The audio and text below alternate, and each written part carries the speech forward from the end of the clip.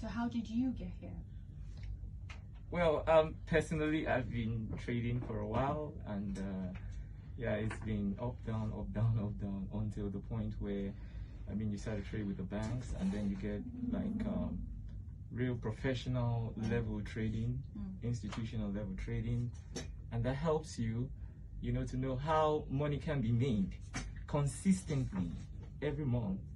Okay, you know, okay, yeah, I can make 10% or 20% or 30% every month. Okay, and you do this month after month after month. Okay, so it's been up and down, but now we're really consistent, and then we're having a lot of people pull our money from the market. So to someone who has no idea about forex trading, how can you quickly explain it? So how can people really make money month after month in forex trading? Well, the thing comes from having the right mindset, you know, with trading. Having the right mindset, that's like the principal thing. First, you need to be sure that you have an edge. You know what your expectancy is. Your expectancy could be maybe 20% in a month.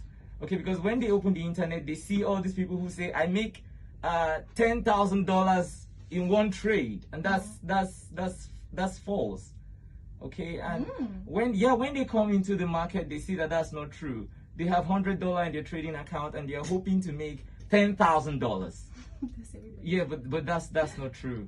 In the market, if you have $100, you look to make $20 at the end of the month. That's realistic. If you try to take $100 to $1,000 within a month, you blow it. You blow it. Yeah, institutional traders look to make a certain percentage at the end of the month. They do not look to double or triple their account size. Yeah, and then traders can actually learn how to do this. Okay, yeah. And now, you know, some people think trading is gambling. Is that true? It's not true. You know, the simple definition of a trader is a risk manager, right? That's what differentiates you from a regular everyday trader, or a gambler rather. Okay, when the gambler goes in, they go in with everything. They bet everything, but the trader doesn't bet everything.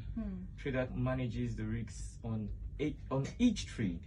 Yeah, and then you have 10,000 naira. You know, okay, I'm going to make 2,000 naira by the end of the month on these 10,000. You know that some people may have tried to trade or invest into other forex traders, and they sort of like got burned. Now, why is your method different? Well, the thing is, it still comes back to, you know, the mind, you know, the mindset. When you come to the market, and then you think that when you come to the market, it's a different game. It's different from a regular. If you open your store or supermarket, you put some money in it, you look to make a certain percentage at the end of the month. You don't want to, if you invest 5 million into that market, you don't want to make that 5 million naira at the end of the month.